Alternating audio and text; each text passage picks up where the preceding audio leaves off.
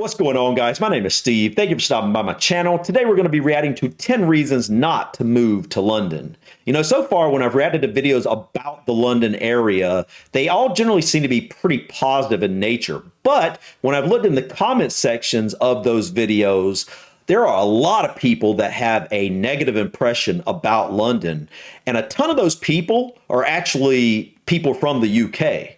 So I'm really curious on what are some of these reasons that people not only have a negative impression about London, but reasons why they wouldn't want to move there. You know, generally speaking, there are the obvious answers that if you don't want to live in a big city, you wouldn't want to live in London. If you don't like crowds, you wouldn't want to live in London and, you know, things like that. But I'm curious on what are some of the things more specific to London itself that someone may be trying to look for a city to live in. Why wouldn't they want to live in London? So anyways, guys, enough rambling for me. Let's go ahead and dive in and learn about these 10 reasons that someone may not want to move to London. 10 reasons not to move to London. I used to wonder why some folks didn't want to move to London, the city I so much love and admire. I couldn't figure out why some people would see the great city and capital of the United Kingdom of Great Britain as a no-go area, but now I know better.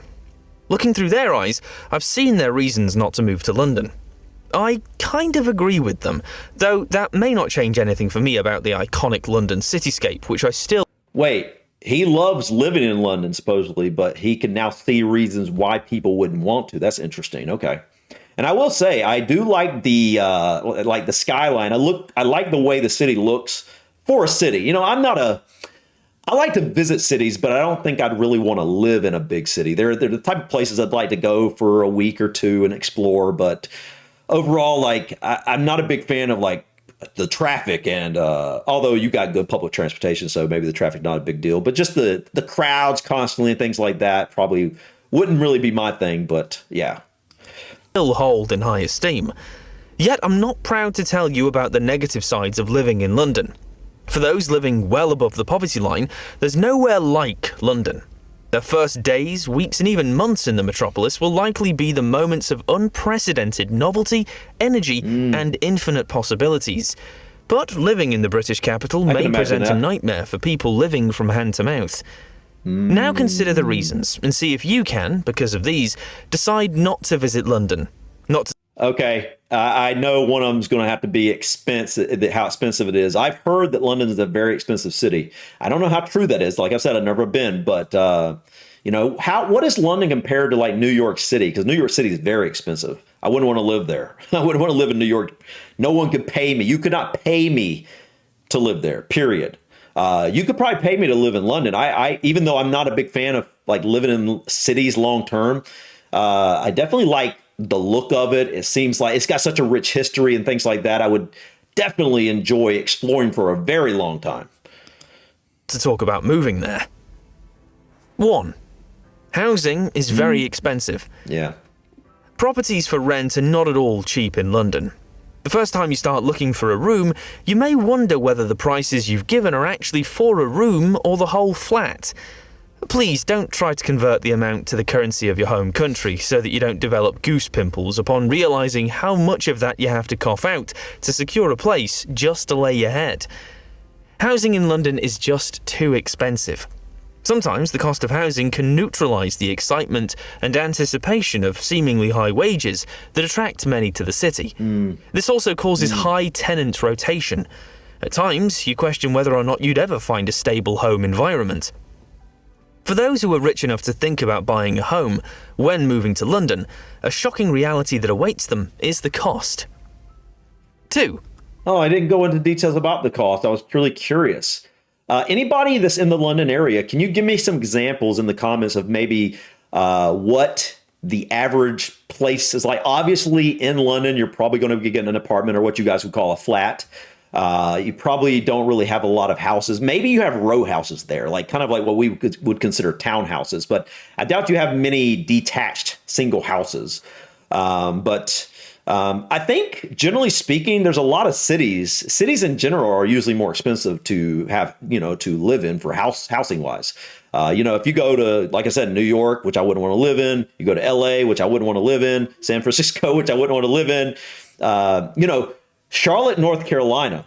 That's a really nice city. I would consider living there. It's beautiful, beautiful city, and not as expensive as a lot of the other cities. But I'm really curious, what do you guys pay for like rent or to buy a place in London? Weather. London weather is something else. The skies remain grey for most of the year. It can sometimes be depressing when the dark weather goes on for 2 or more weeks.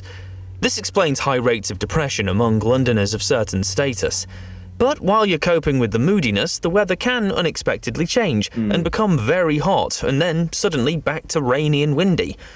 This unpredictability of the city's weather is one of the 10 reasons not to move to London that are mostly referred to. Of course, some who have lived in London for a long time have learned to cope with its weather. But, isn't that kind of like the way it is in a lot of England? Probably the entire, not just England, but probably the entire isles there, both the UK and Ireland. But I think that's just something you would just get used to. If you wanted to live there, I don't think the weather would push you away too much. And I think it's, generally speaking, that's because you're on an island, and generally speaking, that's going to cause, unpredictable weather. So, I would expect that, that's not something that I would find out of the ordinary if I was choosing to live in London. So 3.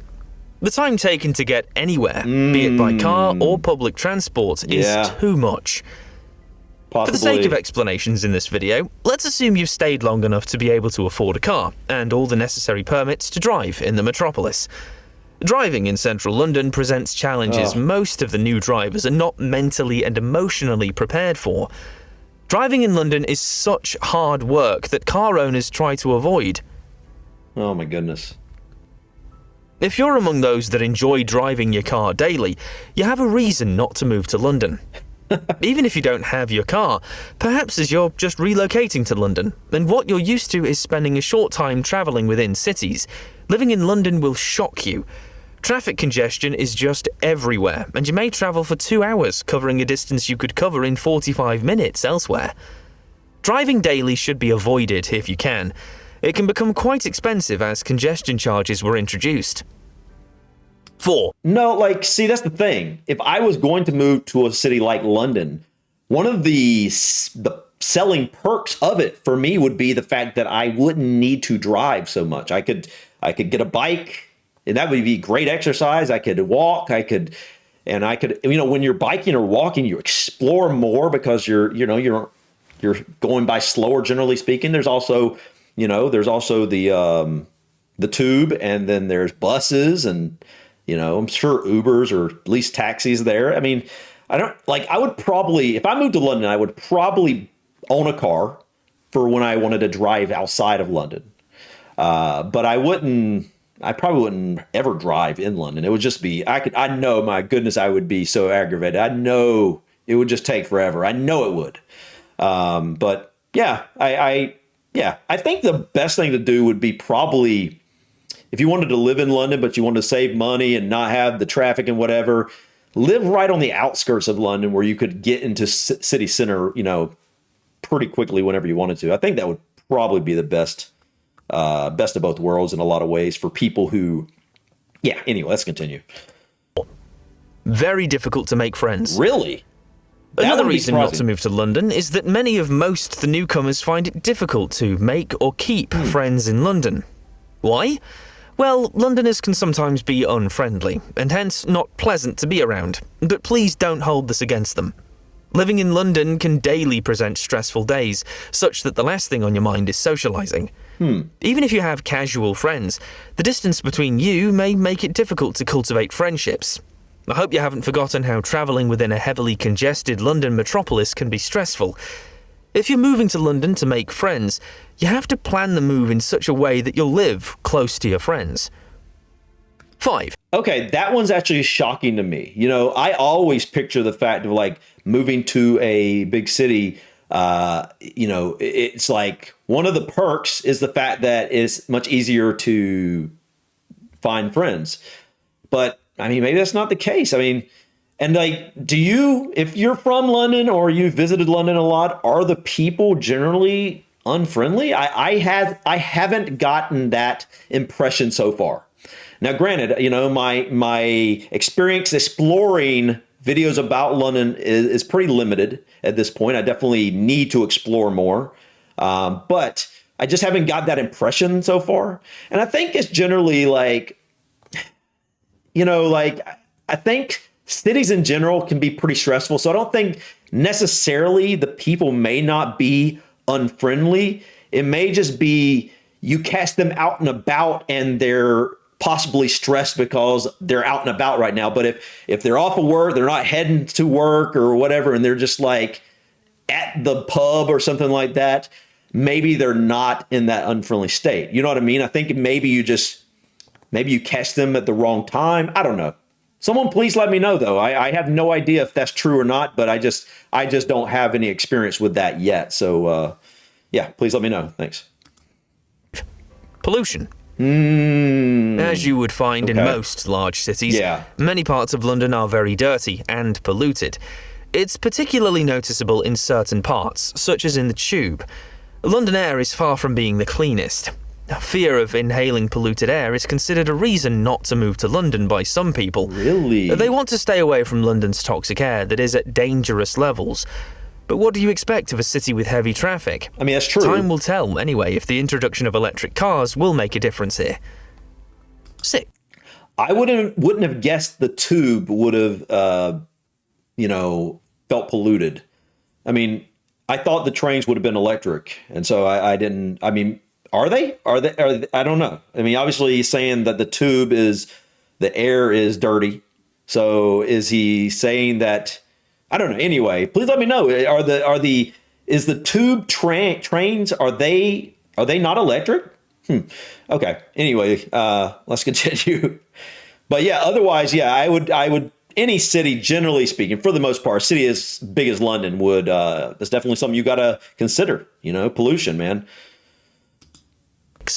Racism. Racism. If you're black or Asian or averse to a sort of preferential treatment on the basis of skin colours in the society where you live, racism is one of the reasons not to move to London, for you. While the UK is not a racist country, it's still a struggle to treat all people equally. Individuals, businesses, and government agents sometimes inadvertently get caught by racial discrimination. Certain privileges or rights are sometimes withheld from some people, considered foreigners, where white Britons are given special considerations. However, racism is not approved of in the country. 7. That one is one that I don't know. I wouldn't think. I mean, considering I don't remember the exact numbers, but I remember, I don't know if someone told me this or I saw it in a video or I read it. I don't remember, but I mean, London is extremely diverse. Wow, diverse. So I don't know. That's not something I would have pictured. Pace of life is very fast. It's pace of life. If you've not lived in a city with plenty of hustle and bustle, you may find it hard to cope with the hectic pace in London. Everyone seems to have something pursuing him or in pursuit. That's the characteristics of the city rush hour, during which you see humans pass. Is that fog or smog? Right there. I think that's fog. I don't think that's smog. That you see what I'm saying? That hazy background to the bridge there. Parked like sardines within a virtually non-existent physical space. You have to rush to catch the train or bus and do virtually everything. For some people, this is a reason not to move to London. Yes, that would be a reason why I wouldn't want to live in any big city, really. I mean, that's one of the definitely the thing. I expect that in most big cities, but especially the ones that are very walkable, like I think London is. It kind of reminds me of, in that way, it kind of reminds me of New York. New York's got this fast-paced lifestyle thing going on. It's people are always go, go, go, go, go. And I personally prefer to live in more kind of laid back, kind of slower paced lifestyles myself. I'd love to visit places like this, but the fast paced thing is definitely not something I'd want to live with on a daily basis. It would just stress me out after a while. I would love it for a short period of time, visiting for a few weeks, maybe even a few months. But, after that, it would definitely start stressing me out a little bit, where I felt like I always had to go. 8. The culture can be a bit impersonal. I must say that London is a city of polite culture. In such a fast-paced city, however, you must expect the culture to be a bit more impersonal. London, to many people, is a city of no commitment. You have a lot of companies, homes, flats, bars, temptations, and places to hide. You sometimes can find it easier and more convenient to go for a more exciting option instead of fixing existing problems. The city that normally should be a place of romance has become a place where many are disillusioned with the loneliness of the city that exhausts their energy and takes sentiments away. So, people find their personal safety bubbles. You have to avoid eye contact while on the tube or bus and make your travel time utterly personal, as you're told by actions. Don't you disturb me. If this is too much for you, you have a reason not to go to London. All right. I think part of that, just as an outsider looking in that has limited knowledge of London, I have the perception that it's a very diverse city with a lot of different cultures. So it's not homogenized in a way, really, and that's the perception I have. I could be wrong on that. And so I feel like because it's not as homogenized, it's harder to nail down what the culture of London is. Am I correct there? Does it? I mean, obviously, it does has its own unique culture, but it seems like it's very hard for an outsider to kind of nail down what that culture really looks like, because there are so many different cultures there. Versus, like, let's say I went to Tokyo, you can generally, as an outsider looking in, you can pretty much guess what the culture's like right off the bat because it's so homogenized. You know what I mean? 9. It is busy and noisy. Yeah. London has an uncommon combination of a capital city and a famous tourist destination. This means that millions of tourists visit the city every year. You know what that implies? Too many tourists, and this can make such a city too busy. These people have to share buses and trains with about 9 million residents of London. This creates busier traffic as well. All this translates also to noise, especially during peak times. You must also be prepared for occasional aggressions that may be part of your daily experience during those rushes to and from work. Here's something else. Did you know that there are 6 airports in and around the city of London? 6? That's supposedly a good thing to have a lot of options. You can choose to fly from anywhere. However, that means you're exposed to a lot of noise created by a lot of air traffic. But once you get used to it, you won't even notice it again. I had no idea there were 6 airports. The closest I ever got to visiting the UK was that I was on my flight home from, where was I? I mean, I think, was it Qatar? Like I flew from Bangkok, and I had a very, very short layover at, what London airport was that? Now I don't know because I didn't know there were 6 of them.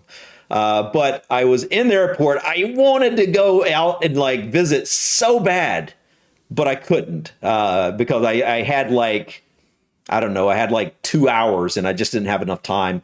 We just got something to eat in the airport. I actually still have I think I have some form of currency from there. I can't remember what it is, but that's as close as I ever got.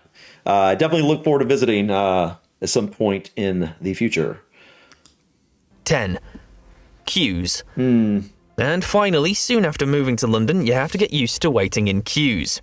This happens when you want to do almost everything and everywhere, including cash machines, escalators, and clubs. This crowded city is the place to queue. You need to quickly jump in the line to shop and to queue. For those who are used to walking in to get the services they want in a short while, London is not a place for them to move to. To be fair, it's exciting and Okay. I think in any polite society, you're going to have a line. You're not just going to have people just jumping you in line and stuff like that. So, like, to me, queuing totally makes sense if you've got a bunch of people that want to go into something at the same time. That's just like generally any city. I don't think that's really a London thing, although I have heard from certain people that they feel that the queuing thing is more of a British thing. But, in the US, I mean, like if there's a line to something and, we generally all wait in a line. So, I mean, I think that's just in any polite society, you're going to wait in a line till your turn. But yeah, anyway, let's finish what he had to say here. Amazing to live in big cities, often capital cities, like that of the United Kingdom. But the brutal fact is that all that glitter is not gold. If you want to be enjoying daily the sights of bridges, buildings, monuments, parks, and the classiest cabs as you meander through the River Thames, and the opportunities presented in the city that hosts them, you must also be prepared to cope with some stress. Once your mind is made up and you're determined to make London your home, you'll love the beautiful city. I thought this was good. I mean, generally speaking, some of these I feel like are all, pretty much in most big cities.